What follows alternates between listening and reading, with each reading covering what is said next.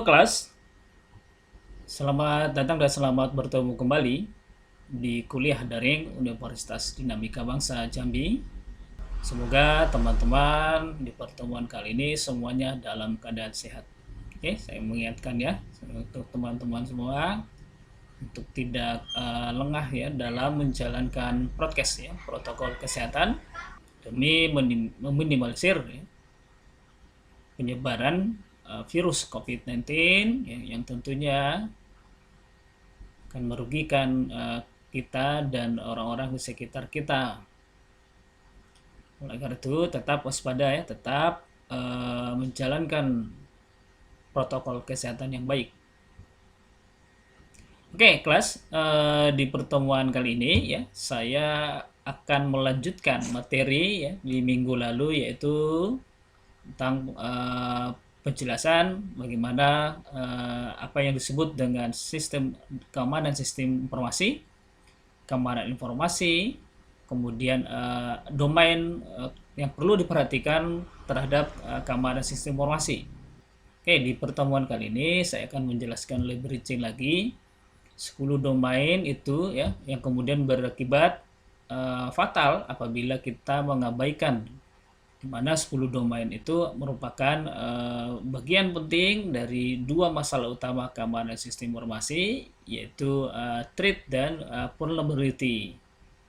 Oleh karena itu, di pertemuan kali ini ya, saya akan menjelaskan lebih detail apa-apa saja perlu kita perhatikan terhadap threat maupun vulnerability. Oke, kelas, saya langsung saja ke materi ya. Baik, ini adalah penjelasan minggu lalu ya, di mana ada 10 domain keamanan yang perlu diperhatikan ya, mulai dari akses kontrol hingga tata letak fisik dari sistem yang ada atau yang dijalankan. Nah, 10 domain ini seperti yang disebutkan di minggu sebelumnya merupakan bagian penting dari dua masalah utama dari keamanan sistem, yaitu threat dan vulnerability dari sistem itu sendiri ya. Nah, sekarang di pertemuan ini saya akan menjelaskan lebih rinci lagi apa yang sebenarnya yang dibahas dan perlu diperhatikan dalam threats dan vulnerability ini. Oke, threats atau ancaman ya. Threat atau ancaman yang dimaksud dalam materi ini adalah aksi yang terjadi baik dari dalam sistem maupun dari luar sistem ya. Jadi ancaman itu merupakan aksi yang berasal dari dalam bahkan dari luar sistem, yang tentunya dapat mengganggu keseimbangan ya, yang tentunya akan dapat mengganggu keseimbangan dari sistem informasi. Nah, ancaman yang mungkin timbul dari kegiatan pengolahan informasi salah satunya adalah, yaitu di sini disebutkan ada 3 hal utama ya yang perlu kita perhatikan dalam kegiatan pengolahan informasi ini. Ancaman yang mungkin timbul ya, salah satunya adalah ancaman alam, kemudian ada ancaman manusia, dan ancaman lingkungan. Nah, dari 3 hal utama yang harus kita perhatikan terhadap ancaman ya pada saat pengolahan informasi ini, maka kita perlu mengenal ancaman alam ini apa, ancaman manusia itu apa saja, dan ancaman lingkungan itu seperti apa. Baik, untuk ancaman alam, ya, tentu ancaman alam ini akan sangat berpengaruh besar dalam proses pengolahan informasi. Oleh karena itu, kita harus memahami apa-apa saja yang kemudian dikategorikan untuk ancaman alam yang dapat merusak ataupun mempengaruhi proses pengolahan informasi. Nah, ancaman alam ya salah satunya adalah contoh ancaman air. Air ini maksudnya seperti apa ancamannya, yaitu bisa saja misalnya terjadi bencana banjir ya. Kemudian ada tsunami, kemudian terjadi kelembapan tinggi di lokasi di mana sistem tersebut diletakkan. Kemudian ada badai, pencairan salju ya, ini kalau di luar negeri.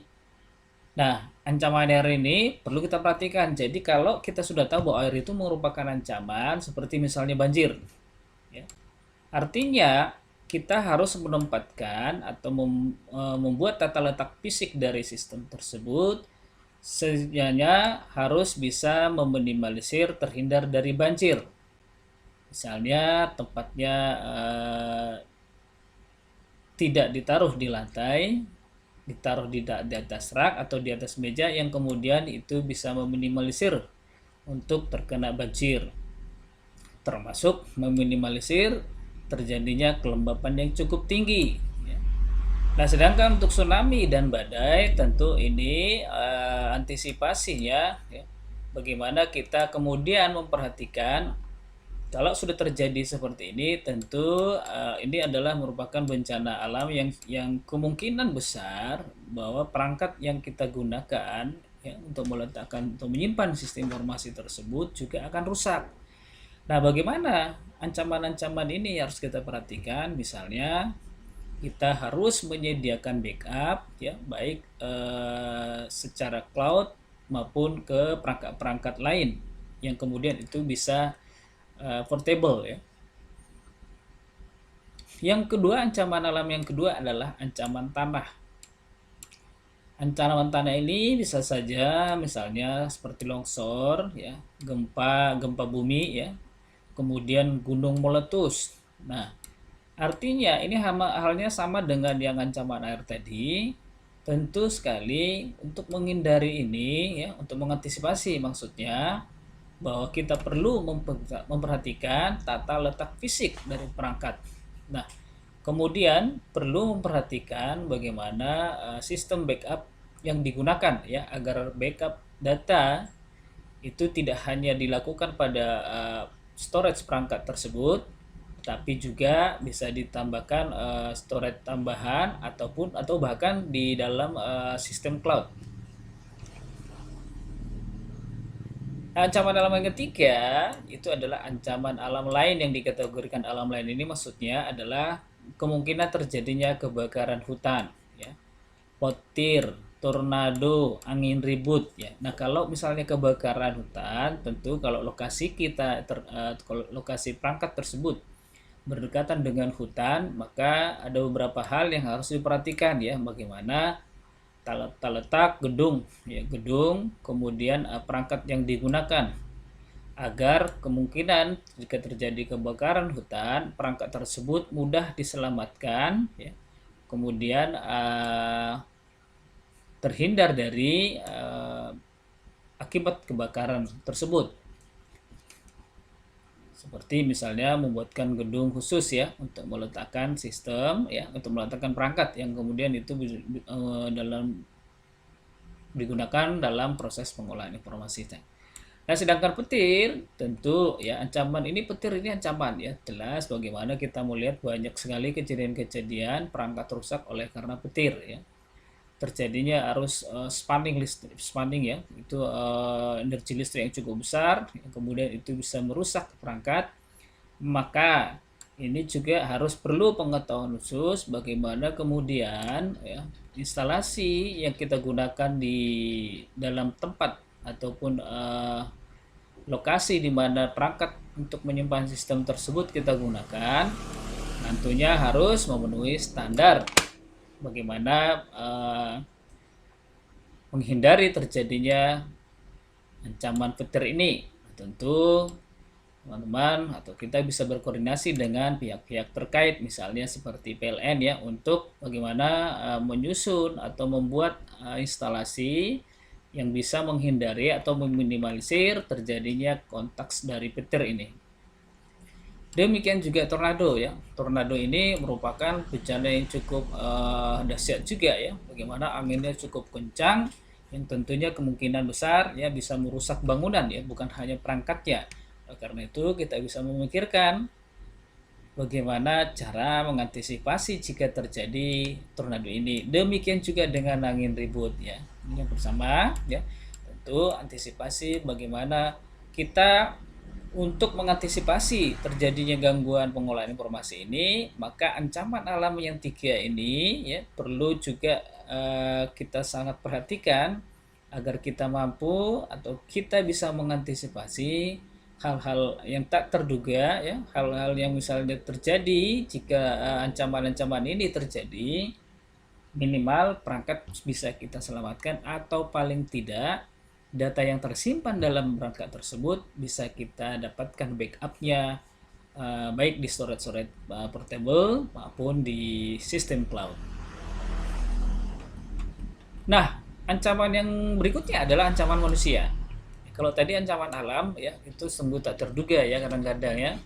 Namun kalau ancaman manusia ini tentu perlu perhatian khusus ya karena yang dimaksud ancaman manusia ini tidak hanya ancaman yang berasal dari luar ya. Mungkin saja dari orang dalam.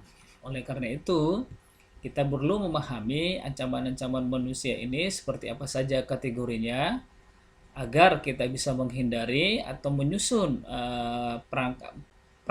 perangkat keamanan yang bisa kita gunakan menghindari ya ancaman manusia ini.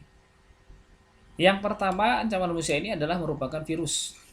Virus ini merupakan algoritma atau program yang disusun khusus dan disebarluaskan dengan tujuan untuk merusak sistem maupun perangkat tertentu. Demikian juga logic bombs, trojan, worm, active content, social engineering, hacking, cracking, akses ke sistem oleh yang tidak berhak ya. Kemudian kriminal di mana pencurian, adanya penipuan ya.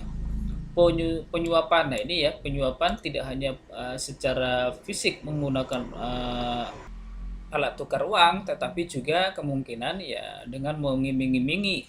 Ini yang sering terjadi ya sekarang ini. Demikian kompleksnya keamanan sistem yang sudah diterapkan. Namun untuk lebih memperlancar proses di mana penyusupan tersebut, kadang-kadang terjadilah penyuapan ini, di mana penyuapan ini tidak hanya memberikan uang, tetapi si penjahat komputer atau computer crime ya, orang yang sangat membutuhkan informasi di dalam sistem tersebut dengan tanpa akses, maka bisa saja dia mengiming-imingi orang dalam ya, ataupun admin atau bahkan operatornya dengan sesuatu yang kemudian pihak orang dalam tersebut atau operator atau bahkan adminnya memberikan akses ke dalam sesuai dengan yang diminta oleh si komputer crime tadi. Nah, kemudian ada juga ancaman pengkopian tanpa izin ya. Bisa saja ini terjadi ya, si komputer crime ini berpura-pura meminjam perangkat kita, kemudian dia berusaha untuk mengopi data atau informasi yang dibutuhkan ya dari dalam perangkat yang kita punya atau perangkat orang lain dengan tujuan untuk mengambil keuntungan dari informasi tersebut. Kemudian ada juga aksi perusakan. Ya, aksi perusakan bisa saja dia memutus kabel ataupun perangkat-perangkat yang ada di dalam unit komputer tersebut. Kemudian ada teroris, ada terjadinya peledakan, surat kaleng, perang informasi, perusakan ya. Ini merupakan ancaman-ancaman manusia terhadap pengolahan informasi. Baik, ancaman yang ketiga, kategori ancaman yang ketiga yaitu ancaman lingkungan. Ya. Ancaman lingkungan ini juga perlu kita pahami dan harus kita pahami dalam rangka untuk meminimalisir ya terjadinya gangguan yang disebabkan oleh ancaman lingkungan. Ya. Untuk itu kita perlu memahami ancaman-ancaman seperti apa kategori dari ancaman lingkungan ini. Ya. Misalnya ancaman lingkungan ini misalnya terjadinya penurunan tegangan listrik. Nah, ini ya. Penurunan tegangan listrik tentu ini bisa saja merusak komponen yang ada di perangkat. Ya, oleh karena kebutuhan sumber dayanya tidak sesuai dengan yang dibutuhkan. Nah, atau bahkan sebaliknya terjadinya kenaikan tegangan listrik spalling ya. Ini juga menjadi sangat bahaya. Kenapa? Karena ini akan mengakibatkan komponen pada perangkat itu rusak juga. Kenapa? Karena sumber daya yang diberikan jauh lebih besar dari sumber daya yang dibutuhkan oleh si komponennya. Tentu ini sangat berbahaya. Oleh karena itu kita perlu memperhatikan ada beberapa hal yang bisa kita gunakan mengantisipasi. Misalnya kita menggunakan power bank ya, power bank, kemudian stabilizer atau bahkan unit yang dapat mengkonversi arus rendah menjadi stabil dan arus tinggi menjadi stabil. Itu sudah banyak dijual ya. Tinggal disesuaikan saja budgetnya yang sesuai dengan kebutuhan. Nah, tentu hal-hal ini bisa saja mengakibatkan kerusakan meskipun tidak selalu ya, tapi kemungkinan besar akan mengakibatkan kerusakan apalagi dia terjadi dalam jangka waktu yang cukup lama. Kemudian ancaman lingkungan adalah polusi. Polusi ini bisa saja misalnya terjadinya banyak pengasapan ya dari lingkungan sekitar, kemudian adanya ancaman polusi-polusi lain misalnya seperti efek bahan kimia ya, efek bahan kimia seperti semprotan obat pembunuh serangga ini ya, kadang-kadang kita menganggap ini memang tidak terlalu berbahaya, namun semprotan ini oleh karena dia merupakan ada kimianya, tentu ini akan bisa menyebabkan dengan jangka waktu yang cukup dengan jangka waktu tertentu bisa mengakibatkan kerusakan oleh karena ada efek bahan kimia ya, baik dari semprotan serangga maupun semprotan anti api dan lain-lainnya. Kemudian ancaman lingkungan lain yaitu kategorinya seperti misalnya terjadinya kebocoran AC. Nah, ini tentu sangat fatal ya. Karena kebocoran AC ini kalau sampai mengenai perangkat tentu ini akan jelas merusak dari perangkat itu sendiri. Kemudian atap bocor saat hujan. Nah, ini ya. Jadi itu disebutkan di pertemuan sebelumnya bahwa 10 domain ya, untuk yang perlu diperhatikan dalam pengolahan atau mengantisipasi keamanan sistem, salah satunya adalah tata letak fisik dari perangkat yang kita gunakan. Maka kita perlu memperhatikan mulai dari kondisi AC yang ada di ruangan, kemudian atapnya ya, jangan sampai atap tersebut bocor, ya, kemudian itu bisa mengakibatkan kerusakan pada komponen perangkat yang kita punya. Nah, yang berikutnya ya, dua masalah utama itu, yang pertama tadi threat sudah dijelaskan, yang kedua ini adalah vulnerability. Vulnerability ini atau kelemahan ini juga menjadi masalah utama dalam hal keamanan sistem. Kenapa disebut masalah utama? Karena vulnerability ini adalah merupakan cacat ya dari suatu sistem yang mungkin timbul, cacat dari suatu sistem yang mungkin timbul pada saat mendesain sistemnya, pada saat menetapkan prosedur, pada saat implementasi, maupun kelemahan saat sistem kontrol yang ada sehingga memicu tindakan pelanggaran oleh orang-orang yang kemudian mencoba masuk ke dalam sistem ya untuk mengambil keuntungan pribadi dari kelemahan tersebut. Nah, artinya cacat sistem ini bisa terjadi pada prosedur, yaitu terjadi pada saat kita mendesain sistemnya. Maka ketika mendesain sistem ini harus betul-betul diperhatikan bagaimana aspek produksi dari pengolahan perangkat tersebut ya, mulai dari pendefinisian variabelnya, kemudian pendefinisian fitur-fitur yang digunakan, termasuk sistem-sistem keamanan atau akses kontrol yang mungkin bisa digunakan dalam sistem tersebut. Nah, cacat sistem bisa terjadi pada prosedur ya, bisa saja juga pada peralatan maupun perangkat lunaknya sendiri. Contoh yang mungkin terjadi misalnya kita menyeting firewall ya, papan pembatas antara sistem kita dengan sistem jaringan internet yang membuka telnet sehingga dapat diakses dari luar. Misalnya pada saat kita menyeting firewall ini, kita membuka telnet di mana posisinya saat itu misalnya sedang online. Tentu ruang ketika membuka ini ya, bisa membuka akses ya, bisa membuka akses dari luar ke dalam sistem kita.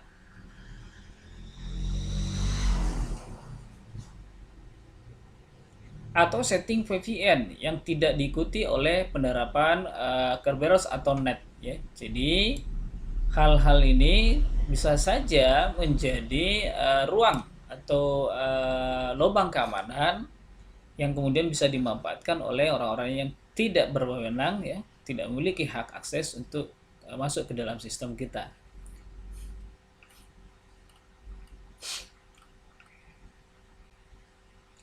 Nah, bagaimana pendekatan untuk vulnerability ini? Pendekatan untuk vulnerability kelemahan sistem ini kita bisa melakukan beberapa pendekatan. Misalnya ya, minimal kita menggunakan 3 pendekatan ini minimal. Jadi untuk meminimalisir ya, kita harus menerapkan atau menggunakan minimal 3 pendekatan untuk mengantisipasi kelemahan atau vulnerability ini ya, agar memaksimalkan mode keamanan sistem yang kita punya. Nah, 3 pendekatan ini, yang pertama adalah pendekatan preventif. Yang kedua, pendekatan detektif. Yang ketiga, pendekatan korektif. Ini pendekatan ini bisa kita wajib ya, minimal kita harus menggunakan 3 pendekatan ini apabila kita ingin memperkuat atau mengantisipasi kelemahan atau vulnerability terhadap sistem yang kita punya. Nah, pendekatan preventif. Apa maksudnya preventif? Kaitannya dengan keamanan sistem, maka kita perlu upaya preventif atau yang disebut dengan upaya pencegahan. Mencegah dari kemungkinan terjadinya ancaman kelemahan. Bagaimana cara mencegahnya? Tentu kita bisa menggunakan desain ya, atau pada saat kita mendesain sistemnya, kita perlu mengantisipasi fitur-fitur yang digunakan itu harus dilengkapi dengan akses kontrol ya. Misalnya untuk sebuah sistem tentu akses kontrol dari masing-masing pengguna harus kita bedakan. Pengguna A level 1, pengguna B level 2 dan seterusnya. Tujuannya kita bisa mencegah terjadinya kebocoran sistem. Nah, pendekatan yang kedua, kalau misalnya pendekatan preventif pencegahan sudah kita lakukan ya. Akses kontrol untuk setiap pengguna sistem itu sudah kita atur, namun masih bisa dijebol misalnya. Maka minimal kita memiliki upaya untuk meminimalisir, mengantisipasi dari kelemahan tadi, yaitu pendekatan detektif. Pendekatan detektif ini bersifat mendeteksi ya, dari adanya penyusupan dan proses yang kemungkinan bisa mengubah sistem dan keadaan normal menjadi abnormal. Ini artinya kalau upaya preventif sudah dilakukan ternyata masih bisa lolos, maka kita harus melakukan pendekatan detektif. Bagaimana kemudian upaya perusakan sistem ataupun upaya mengganggu sistem melalui teknik-teknik tertentu oleh komputer crime, kita bisa deteksi bahwa mereka melakukan atau ada aktivitas yang mencurigakan yang kemudian masuk ke dalam sistem. Nah, tentu kita perlu memikirkan bagaimana caranya. Tentu detektif ini, kalau tadi preventif, misalnya upaya preventif kita bisa menggunakan akses kontrol ya, untuk mengatur level dari setiap pengguna sistem. Untuk upaya detektif ini kita bisa menggunakan misalnya perangkat-perangkat seperti misalnya ada firewall ya, atau bahkan yang paling umumnya misalnya antivirus ya, yang tentu yang memiliki kapasitas yang cukup baik ya, tidak hanya antivirus yang memiliki daya scan tinggi namun tidak detail ya. Nah, dengan menggunakan antivirus tadi atau firewall tadi, kita bisa mendeteksi adanya penyusup ke dalam sistem. Nah, dengan kita bisa mendeteksi, maka kita bisa cepat melakukan tindakan. Misalnya menghancurkan aktivitas tadi atau bahkan memblokir ya, agar si komputer crime tadi, si penyusup tadi tidak sempat mengubah sistem atau merusak sistem kita ya, dari yang tadinya berjalan normal menjadi abnormal. Nah, pendekatan ketiga untuk mengantisipasi vulnerability ini adalah pendekatan korektif. Pendekatan korektif ini bersifat mengoreksi, ya. Kalau seandainya kita sudah upayakan mencegah, ternyata lewat, kita lakukan upaya mendeteksi, ternyata juga lewat, maka kita minimal harus memiliki pendekatan yang ketiga, yaitu pendekatan korektif. Jadi kalau sudah diantisipasi masih lolos, ya, sudah diantisipasi lolos, kemudian kita lakukan upaya pendeteksian ternyata juga lolos, maka ketika si pengganggu atau komputer kalian tadi sudah penyusup tadi sudah berhasil masuk, oleh karena kita lolos dari dua pendekatan tadi, maka kita bisa melakukan pendekatan korektif. Pendekatan korektif ini artinya kita bisa mengoreksi keadaan sistem yang sudah tidak seimbang, ya. Apabila sudah terjadi gangguan, ya, sudah terjadi bagaimana upaya penyusup tadi sudah mulai mengubah sistem sehingga aksesnya sistem sudah tidak normal lagi, ya, sudah mulai terasa, maka kita harus mengupayakan bagaimana akses tadi bisa kita kembalikan ke dalam keadaan normal, ya. Tentu dengan cara apa koreksinya? Bisa saja ya kita melakukan tindakan pembersihan, ya, dengan berbagai macam perangkat, misalnya perangkat-perangkat pembersihan seperti misalnya antivirus atau perangkat pembersihan untuk membunuh beberapa pengganggu atau gangguan-gangguan yang masuk ke dalam sistem. Nah, 3 upaya pendekatan ini, ya, inilah upaya minimal, ya. Artinya di luar ini ya kita masih lebih bagus, ya. Tetapi minimal 3 pendekatan ini harus kita laksanakan untuk mengantisipasi vulnerability dari sebuah sistem. Nah, tentu setelah kita mengantisipasi dengan 3 pendekatan ini, maka kita perlu memperhatikan bagaimana cara pengendalian keamanan sistem. Bagaimana cara mengendalikan sistem.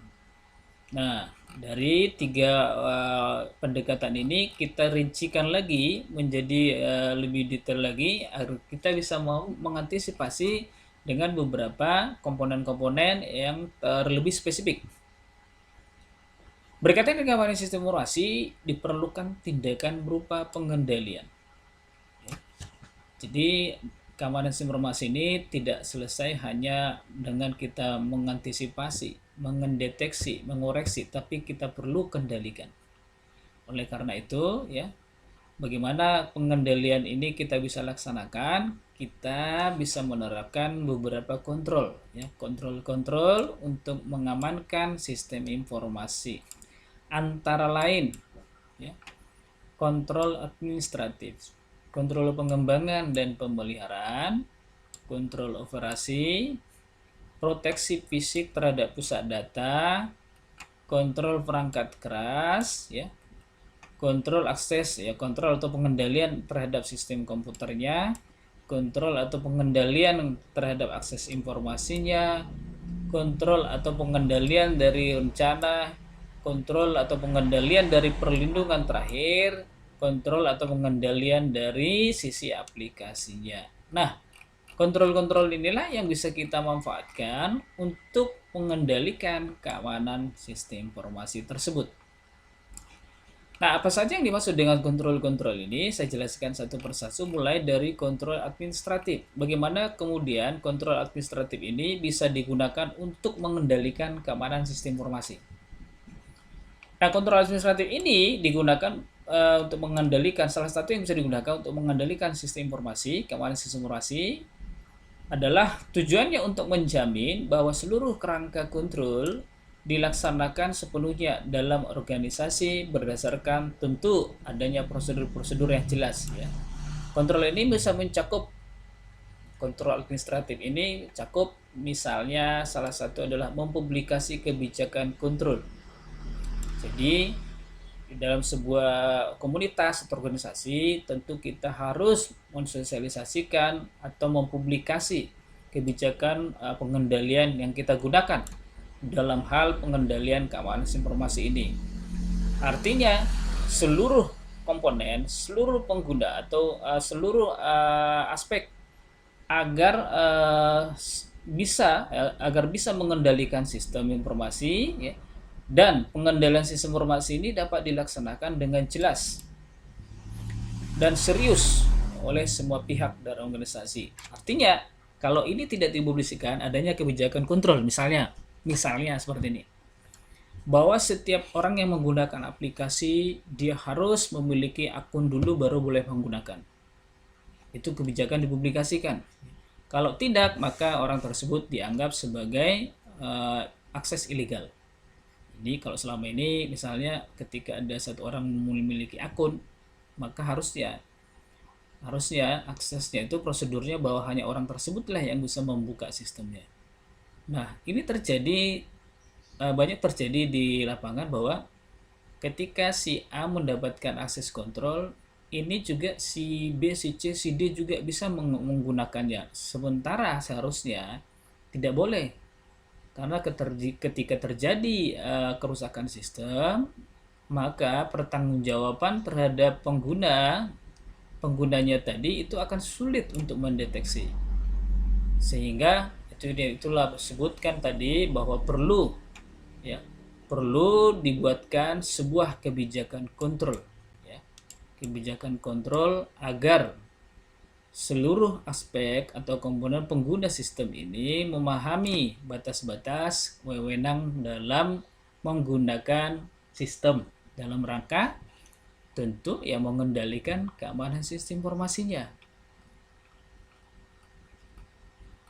Nah, prosedur yang bersifat formal dan standar pengoperasian harus diselesaikan. Jadi harus dibuat SOP dalam penggunaan sistem. Bagaimana penggunaan sistem ini SOP-nya? Kalau di retail itu kita sering lihat ya, bagaimana ketika si kasir misalnya sebelum bisa mengakses perangkat komputernya, ketika dia sudah masuk menggunakan usernya, tapi dia tidak bisa mengoperasikan aplikasinya. Harus ada izin dulu misalnya dari manajer, kemudian manajer memasukkan aksesnya, baru si pengguna atau si kasir tadi bisa menjalankan aplikasinya. Nah, ini tentu adalah prosedur yang bisa digunakan untuk meminimalisir ya terjadinya penggunaan sistem secara ilegal. Maka perlu adanya SOP. Nah, termasuk juga dalam hal ini adalah proses pengembangan sistemnya. Prosedur untuk backupnya seperti apa, pemulihan datanya seperti apa, dan manajemen pengarsipan datanya seperti apa. Apakah dalam proses pengembangan sistem ini ada yang harus diperhatikan? Tentu ya. Ketika ada perubahan misalnya atau update pengembangan sistem, ini tentu harus diantisipasi bagaimana kemudian akses kontrol tadi itu mempengaruhi proses pengembangan sistem ini. Jangan sampai ketika sistem dikembangkan ternyata ada lubang keamanan yang kemudian itu bisa dimanfaatkan untuk masuk ke dalam sistem secara ilegal. Termasuk prosedur untuk backup. Backup data ini penting ya, bagaimana si pengguna harus dibuatkan SOP juga bagaimana dia tetap membackup ya untuk tujuannya ketika sistem itu mengalami kerusakan, tentu ada data yang bisa digunakan untuk merecovery dari sistem. Kemudian bagaimana pemulihan data ini tadi, recovery tadi ya, bagaimana sistem pemulihan datanya ini, tentu berdasarkan backup data yang rutin inilah pemulihan data ini bisa dijalankan. Dan bagaimana manajemen pengarsipan data. Nah, terkait dengan kontrol administratif ini juga ya, dalam usaha pengendalian keamanan sistem informasi, kita juga harus memperhatikan tentang perekrutan pegawai. Bahwa perekrutan pegawai harus berhati-hati. Ya. Karena bisa saja kalau kita salah dalam perekrutan, maka sistem itu bisa sangat rawan dari kerusakan pengguna atau rawan dari kebocoran sistemnya.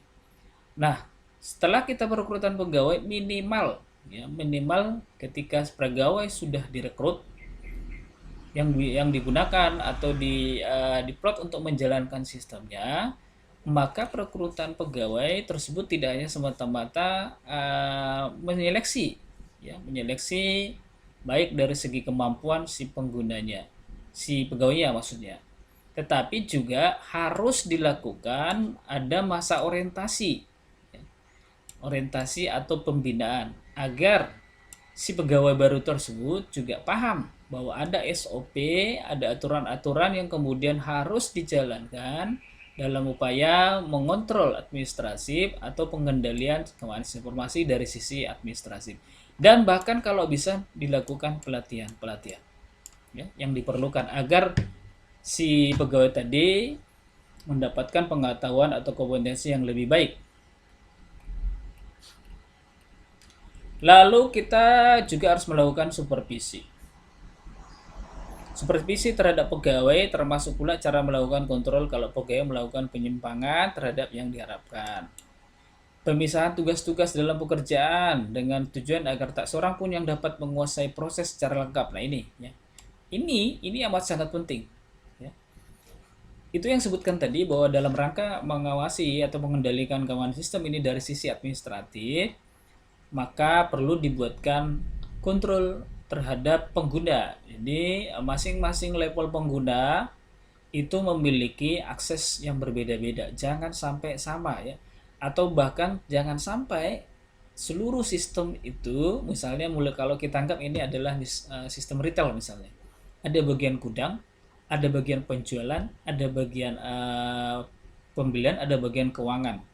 Nah, jangan sampai antara bagian gudang dan penjualan ini satu orang, atau bahkan semua penggunanya sistem itu digunakan oleh satu orang. Nah, ini rawan, ya. Kalau seandainya sistem tersebut adalah sistem penjualan dikuasai oleh satu orang, rawannya di mana? Ya, rawannya bahwa ketika misalnya barang masuk 10, ya. Barang masuk 10, tapi karena dia punya akses juga untuk menjual, misalnya dia menjual 5, namun dibuatnya 10, ya. Karena dia bisa mengakses, mengatur bagaimana mengatur kondisi barang masuk dan barang keluar. Tapi kalau dia hanya mengendalikan level-level itu per item, tentu dia akan kesulitan untuk melakukan manipulasi data tersebut, ya. Karena kalau misalnya dia hanya penjualan, dia menjual 5, tetapi di inputnya 10, otomatis barang tersebut harusnya kalau menjual 10 berarti kan sudah habis.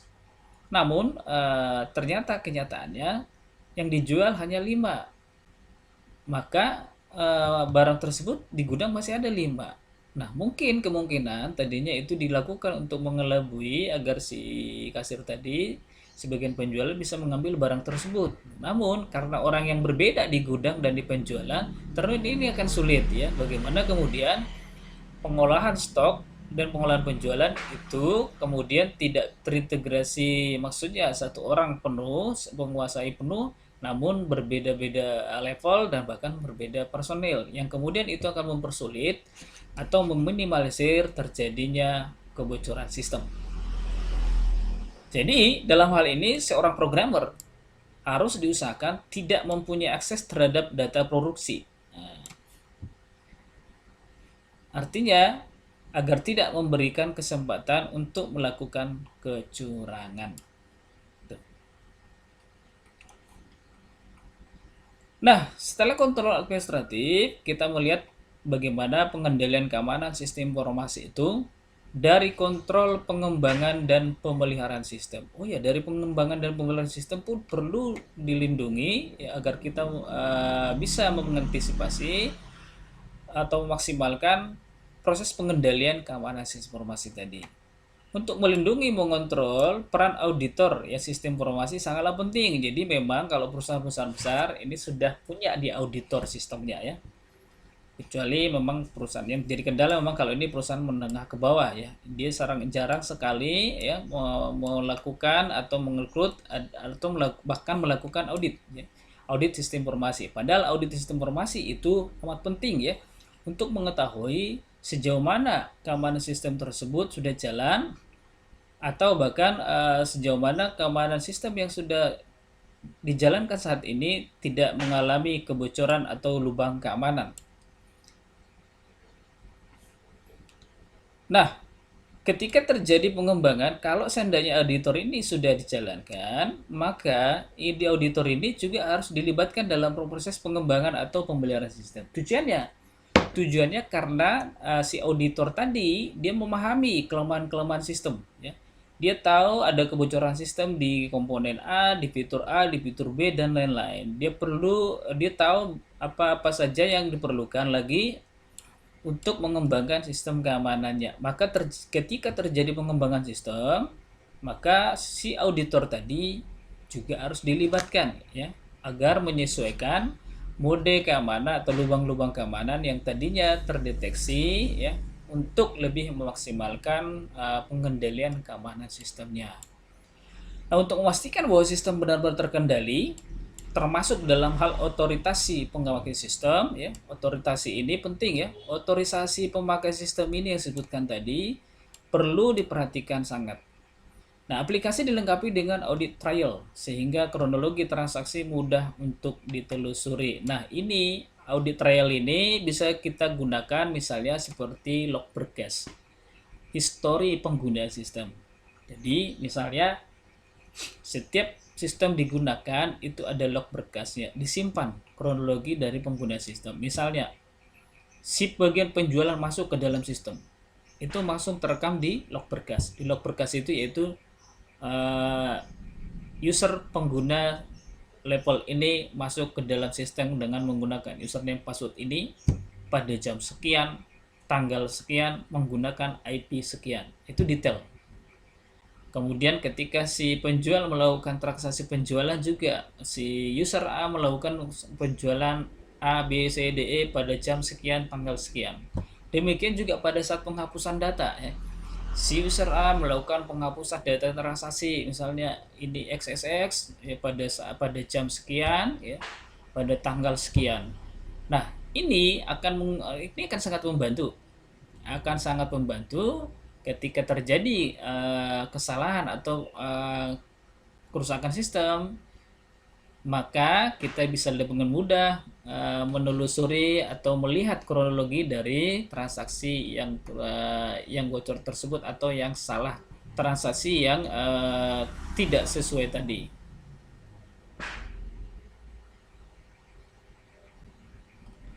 Nah, yang berikutnya adalah kontrol operasi. Dalam hal pengendalian keamanan sistem informasi, kita perlu menerapkan kontrol operasi. Nah, untuk itu apa-apa saja yang perlu diperhatikan dalam kontrol operasi ini. Kontrol operasi ini dimaksudkan agar sistem beroperasi sesuai dengan yang diharapkan. Tentu, yes, termasuk kontrol-kontrol yang disebutkan di atas tadi juga. Nah, apa saja kategorinya? Yaitu pembatasan akan akses terhadap data. Ini, kontrol operasi ini dari level-level pengguna tadi. Misalnya pengguna pembelian, gudang, penjualan sudah dipisah. Setelah dipisah, maka masing-masing akses dari pengguna tadi akan masuk sesuai dengan fitur-fitur yang dia gunakan. Namun, setelah mereka masuk ke dalam fitur-fitur yang mereka gunakan, misalnya seperti penjualan, dia masuk ke dalam fitur penjualan, ya, fitur kasir. Namun, kita juga perlu dalam pengendalian keamanan informasinya, kita perlu mengontrol operasionalnya. Operasionalnya apa saja? Lah, dia kan sudah bisa masuk ke penjualan, dia bisa menjual barang, ya. Dia bisa menjual seluruh produk yang ada di database atau di toko atau di retail tersebut. Namun kita harus mengontrol operasinya dalam rangka meminimalisir terjadinya kecurangan. Bagaimana meminimalisirnya? Misalnya, penjualan betul bisa mengakses penjualan, bisa menjual produk, bisa menambahkan diskon, bisa menambahkan item barang. Tetapi kita batasi bahwa bagian penjualan ini tidak boleh melakukan penghapusan transaksi. Jadi ketika bagian penjualan menghapus transaksi, misalnya salah input, misalnya ada barang X ternyata bukan barang X. Nah, untuk membatalkan transaksi ini, kita harus memberikan akses lain, ya, jangan memberikan akses kepada si kasir tadi. Nah, tujuannya agar meminimalisir terjadinya kecurangan, ya. Barang dijual tetapi dibatalkan tidak jadi, ya. Alasannya bahwa barang tersebut tidak dijual, namun ternyata barang tersebut transaksi sudah dijual ya, maka bisa jadi uang tersebut diambil untuk pribadi.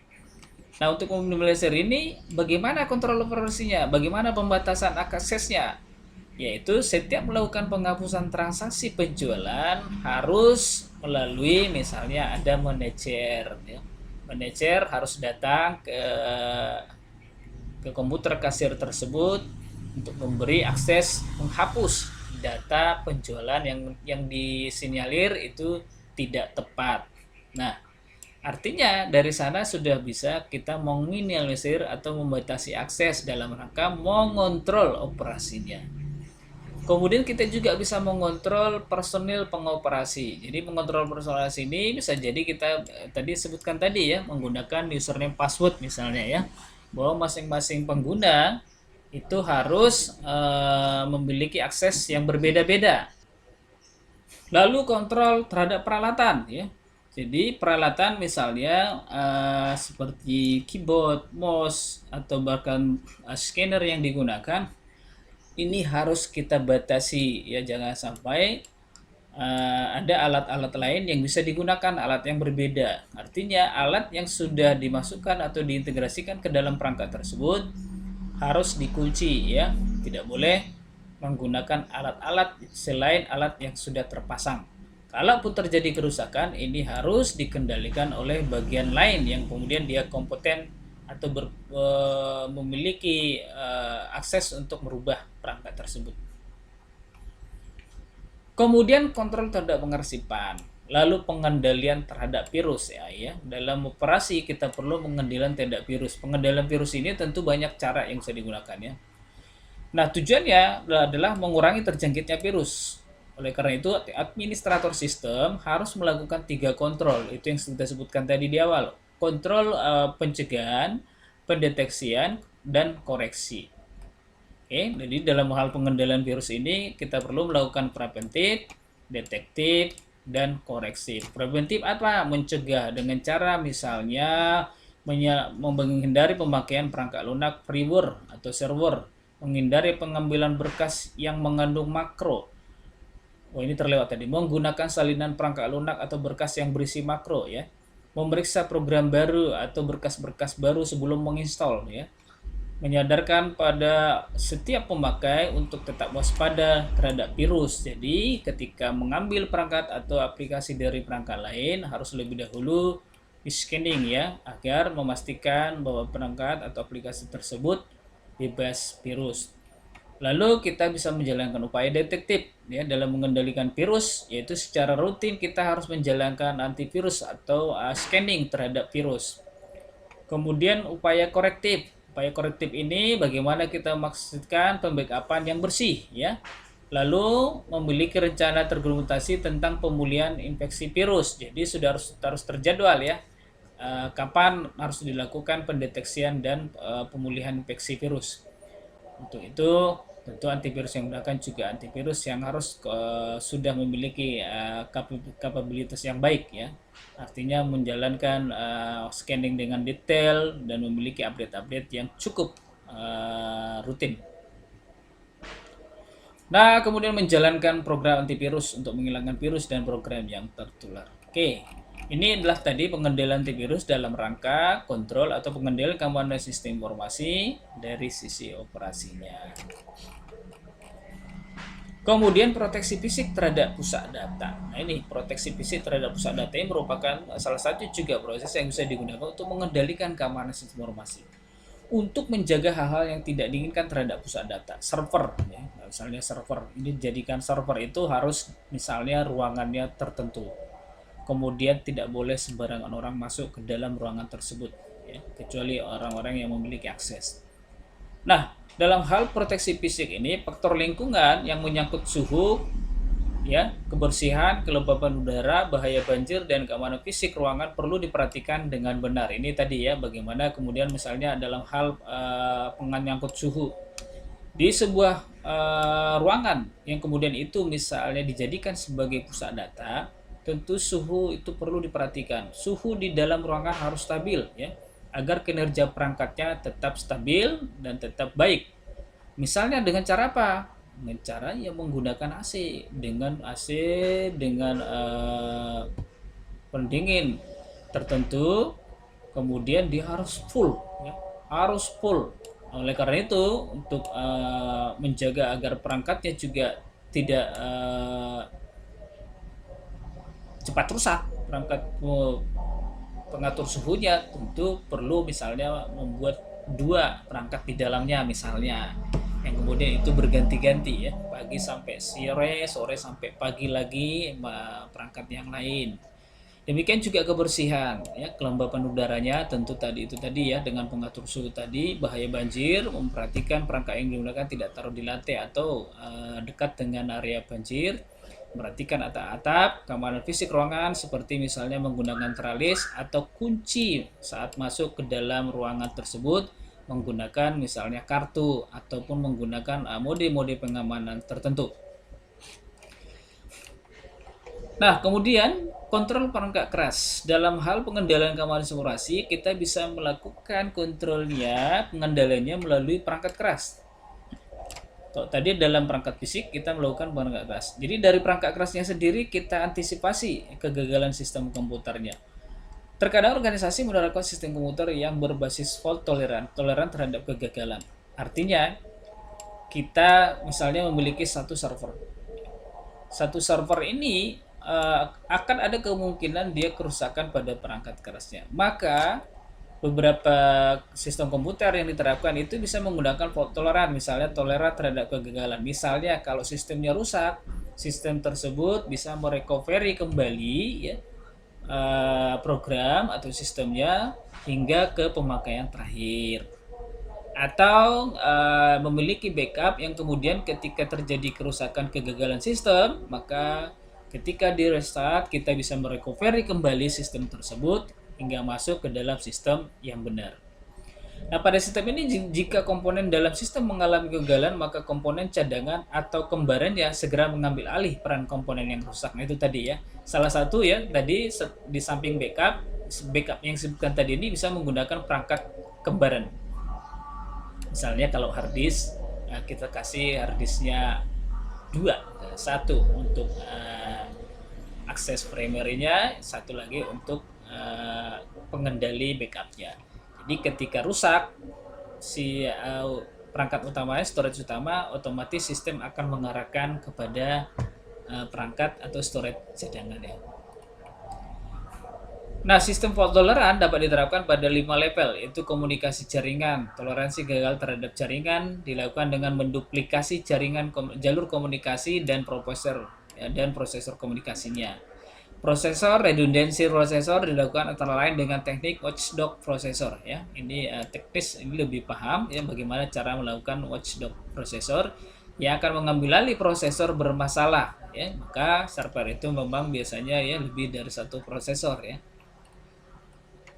Nah, kontrol perangkat keras lain adalah penyimpanan eksternal ya, terhadap kegagalan penyimpanan eksternal antara lain dilakukan melalui disk memory atau disk sharding yang menggunakan teknik dengan menulis seluruh data kedua disk secara paralel. Jika salah satu disk mengalami gagal, program aplikasi tetap bisa jalan oleh karena si sistem tadi langsung mengambil alih atau pergi ke dalam perangkat ataupun penyimpanan eksternal yang lain.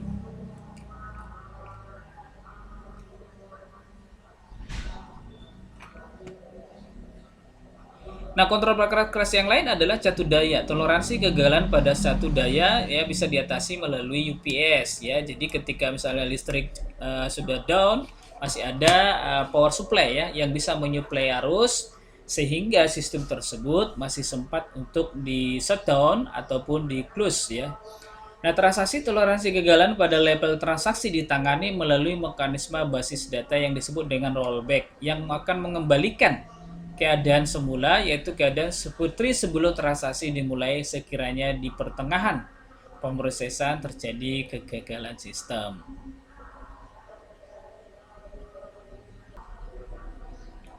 Nah, kemudian kontrol lain dalam hal pengendalian informasi adalah kontrol terhadap akses informasi.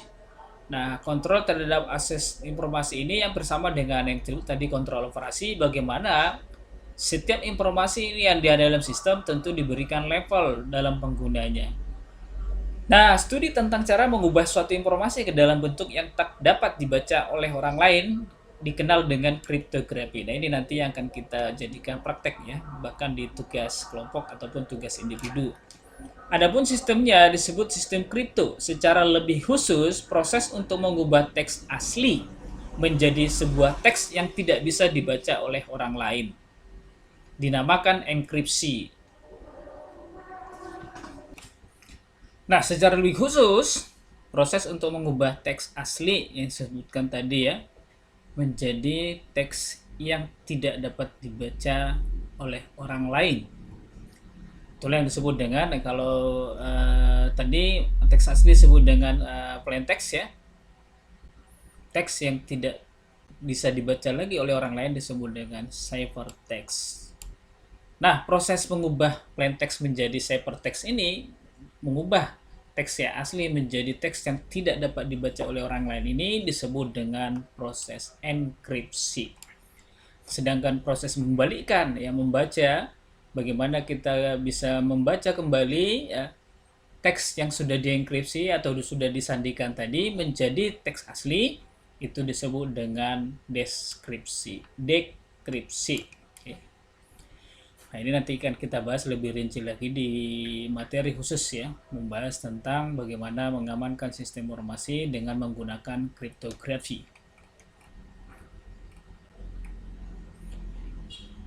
Oke, kontrol terhadap sistem informasi ini macam-macam ya. Ada yang teknik yang paling populer itu dengan menggunakan enkripsi DES ya, public key encryption, dan banyak lagi enkripsi lain. Nanti lebih detail kita bahas di pertemuan berikutnya.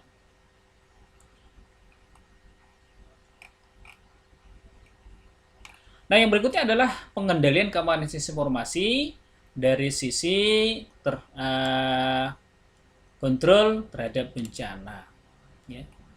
Pada tahun 98 menurut Joas ya, seorang ahli membagi rencana pemulihan terhadap bencana ini dalam 4 komponen. Ada namanya rencana darurat emergency plan, kemudian rencana cadangan backup plan, kemudian ada rencana pemulihan dan rencana pengujian. Nah, untuk mengontrol atau mengendalikan keamanan informasi dari sisi bencana, maka kita bisa melihat dulu rencana darurat itu apa saja. Misalnya, bagaimana tindakan-tindakan yang harus dilakukan oleh para pegawai manakala bencana terjadi. Tentu terkait dengan prosedur atau SOP yang berlaku di institusi atau instansi tersebut, bagaimana penanganan darurat. Lalu rencana cadangan yaitu bisa melakukan bagaimana informasi dengan melaksanakan ya selama masa darurat. Itu kembali kepada yang disebutkan tadi, prosedur atau SOP terhadap pengendalian keadaan darurat ya. Rencana pemulihan atau recovery, bagaimana memproses agar pengembalian keadaan data yang sudah rusak tadi bisa dikembalikan kepada keadaan seperti aslinya secara lengkap ya, termasuk mencakup tanggung jawab masing-masing personil. Nah, ini nih kaitannya yang tadi ya, katanya personil tadi apabila beberapa data yang rusak, maka kita bisa menelusurnya berdasarkan aspek ataupun level-level penggunaan informasi pada sistem yang dijalankan. Nah, yang berikutnya adalah terkait dengan pengendalian keamanan informasi dalam kondisi darurat atau bencana, yaitu rencana pengujian. Ya, setelah di recovery, datanya di recovery, sistem berhasil dikembalikan ke keadaan semula. Namun untuk memastikannya kita perlu menguji. Ya, menguji apakah betul komponen-komponen dalam rencana pemulihan tersebut sudah berjalan dengan baik sesuai dengan keadaan sebelumnya, yaitu dengan cara menguji sistemnya atau mensimulasikan beberapa data yang kemudian itu bisa menjadikan si pemilik sistem untuk memastikan bahwa data atau sistem tersebut sudah kembali normal. Selanjutnya adalah pengendalian keamanan sistem informasi dari sisi perlindungan terakhir. Nah, ini kontrol terhadap perlindungan terakhir ini dapat berupa rencana pemulihan terhadap bencana. Nah, salah satunya adalah asuransi ya. Asuransi penting. Lalu ada kontrol aplikasi. Kontrol aplikasi ini ya termasuk upaya pengendalian keamanan informasi yang bisa kita gunakan meliputi kontrol input. Inputnya dikontrol, misalnya tadi disebutkan ya. Alat inputnya ditentukan, tidak boleh asal memasukkan alat input lain ya, kecuali yang sudah terpasang dan melalui proses verifikasi. Kontrol pemrosesan, kontrol pengeluaran, kontrol basis datanya, bahkan kontrol telekomunikasi. Nah, artinya ya kita simpulkan bahwa keamanan sistem informasi itu tidak hanya dilihat hanya dari kacamata timbulnya serangan virus. Itu yang sebutkan sebelumnya ya. Hanya serangan dari malware, hanya serangan dari spyware dan masalah-masalah lain. Akan tetapi berbicara tentang keamanan informasi ini adalah berbicara tentang bagaimana kita melihat berbagai aspek dari semua segi dengan domain keamanan sistem itu sendiri yang seluruhnya merujuk kepada 10 domain ya keamanan informasi yang perlu kita perhatikan, yang kemudian itulah yang ke 10 domain itu dengan yang saya jelaskan ini itu merujuk kepada dua masalah utama keamanan sistem informasi, yaitu threat ancaman dan kelemahan vulnerability. Nah, demikian kelas ya. Oke, penjelasan tentang lebih rinci apa yang dimaksud dengan dua masalah utama dari keamanan informasi, yaitu ancaman atau threat, kemudian kelemahan atau vulnerability. Nah, vulnerability ini tadi sudah dijelaskan secara rinci termasuk kelemahan-kelemahan yang kategori dalam threat atau ancaman. Kemudian kita bisa melihat bagaimana lebih detail 10 domain yang perlu diperhatikan dalam rangka mengendalikan keamanan sistem informasi. Oke, kelas jika masih ada yang kurang jelas, silakan disampaikan di dalam kelas kita ya, kita diskusikan. Saya akan menjelaskannya mungkin di materi pertemuan berikutnya sebelum materi utamanya atau bahkan langsung ya melalui diskusi di kelas itu sendiri. Oke, demikian kelas di pertemuan kali ini materi yang saya sampaikan ya. Sampai bertemu di pertemuan berikutnya dan jangan lupa tetap terapkan protokol kesehatan ya dimanapun kalian berada. Jaga kesehatan, jaga stamina, dan salam sehat.